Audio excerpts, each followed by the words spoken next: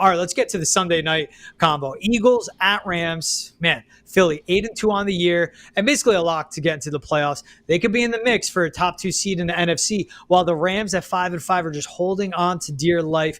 This will be a fun game of receiver play, of quarterback play. The Eagles defense, though, has been coming alive the last 5-6 weeks. They're the best unit in the NFL. What are you thinking with this game, team? I think this will be the game of the week. I think this will be the best football game we watch in the NFL this week. And listen, you know where I'm going. I correctly predicted a ton of these Rams games. I remember the Vikings game a couple weeks back where the Rams were the underdogs. It was a big stage, if I'm not mistaken, and a primetime game. And I said the Rams are desperate. They got to get this win. And the Vikings were humming at the time. And the Rams got that win. I think this is the same situation here. I'm taking the Rams. Listen, here's some of this. Saquon Barkley right now has a real case for an MVP of this league. I mean, a real case. Kudos to you. You were ahead of that weeks ago. We said keep your eye on Saquon. You got him on the radar in terms of MVP talk where you said keep your eye on Saquon. This guy's playing at such a high level. Don't be shocked if he gets in the MVP conversation. Fast forward a couple weeks later, you're absolutely right. Now everyone's talking about it. With all that being said, I believe the Rams will at least slow this guy down enough where he's not beating them. What I think the game plan is going to be here, George, I think the Rams are going to force Jalen Hurts to beat them. Not saying that he can't, but I think that's going to be the game plan.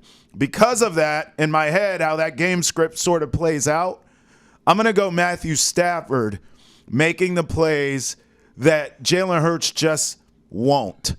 Not that he can't, but he won't. I think Matthew Stafford will lead the Rams to a game-winning field goal drive at the end of this one. Give me the Rams 27, Eagles 24. Saquon has a good game. Jalen Hurts has a good game. But in the end, Stafford makes the plays that are the difference. 27-24 Rams. This one is in L.A., but L.A., I guess the Rams have actual home field, but like really you don't anytime you're playing SoFi Stadium. Yeah. I see what you're saying, but I get the betting on Matt Stafford. But as I go to this of where I see both passing attacks are great, talented receivers, we'll see with Devontae Smith with his hamstring if he's a go. He was a DNP last I saw in his practice availability. Right. We'll see by the time it's Sunday how that goes.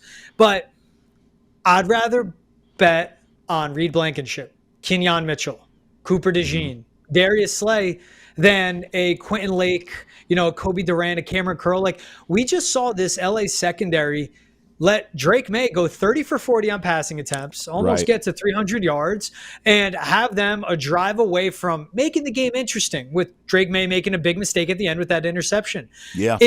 When I see both offenses very similar, I go to the defense, but also it's the offensive lines as the Rams are still trying to figure out their protections. Yeah. And this is a Eagles defense with one of the best pass rush win rates in the NFL. That's right. And it's guys that complement each other. It's a Josh Sweat on the edge, a Jalen Carter on the inside, a Nolan Smith being okay, and then the complimentary guys, a Brandon Graham, who's still great. I'm not going to call him complimentary, but a Moro Ojomo, who's like a role player on this, but it's a pass rush depth that the Eagles bring up front.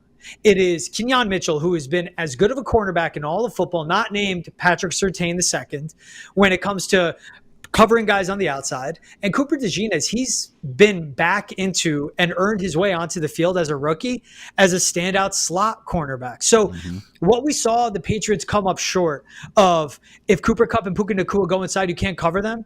Wherever those guys line up, if it's outside, it's Mitchell. If it's inside, it's DeJean. It's not going to get beat over the top by it's a Blankenship. And then the pass rush by getting to Matt Stafford. And a defensive line that's good at stopping the run as well. I haven't even brought up Nolan Smith, where it's important for the Rams to get the run game going, which has struggled, but they stop that. And if they take the rushing attack out of this offense and it takes away a lot of the play calling and the flexibility that the Rams present, I just it's the Eagles defense for me. And then to look at it like this too, it's A.J. Brown, who, when he is clicking, is one of the best wide receivers in all of football, against an undersized, not talented sloppy secondary. I just think Jalen Hurts and A.J. Brown do better than we see in a Matt Stafford, Cooper Kupp, and Puka Nacua. And it comes down to the personnel, and it comes down to how this Eagles offense has been playing. When you look at those matchups, though, it's Cooper Kupp, Puka Nacua. It's Jalen Hurts with A.J. Brown and Devontae Smith, and Saquon always a threat in the passing game. What stands out to you? Who do you think has a bigger day? I know you're saying Stafford has that drive, but who do you think has a bigger day? The Kupps and the Nakuas, or the AJBs and the Devontae Smiths? I mean, there's a world in which the Eagles receivers could have a better day and still lose a game. Let me be clear here. This is an advantage coaching that's not even close. And I know everyone's not on Nick Sirianni because the Eagles are winning, but like Nick Sirianni's not a great coach. Sean McVay's a great coach. We're not even sure if Nick Sirianni's going to be around for the future. Sean McVay's a Hall of Famer. So I think that plays into this. And I also think this. If you look at the NFC right now, I mean, it is a hodgepodge of teams fighting for wild card spots.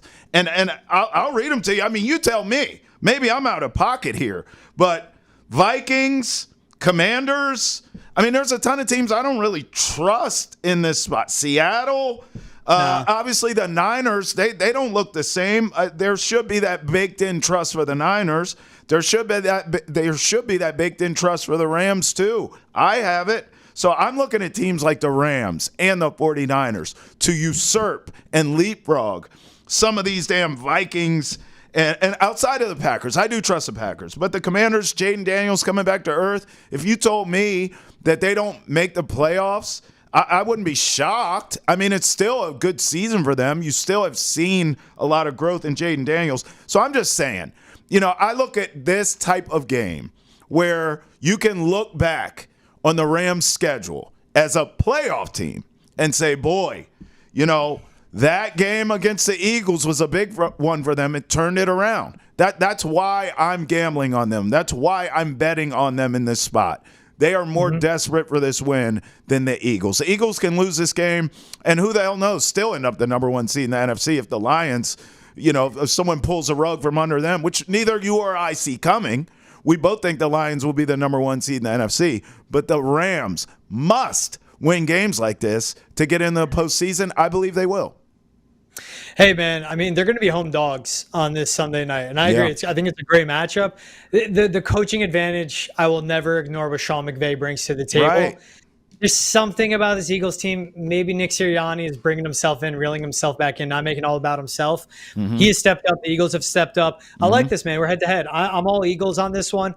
You're all Rams. That's what makes it fun. And in a great quarterback duel, I like what you point out. Just look at what the three wildcard teams could be in the NFC. Vikings 8-2, Packers 7-3, right? Commanders 7-4. Those are the three wildcard teams as we speak. It's amazing that there's parity all throughout the league. I mean, if you look at the AFC, it's the Chargers who have just 3 losses, but the Wild West that is the NFC West, with the Cardinals being the division leader there, and even the NFC South, which is up for grabs. But it's the Falcons at 6-5, just holding on to the lead in that division as well. They're lucky it's as bad as it is because the Saints are 4-7. But just making that point of the difference between division winner, wild card, and out, it's amazing.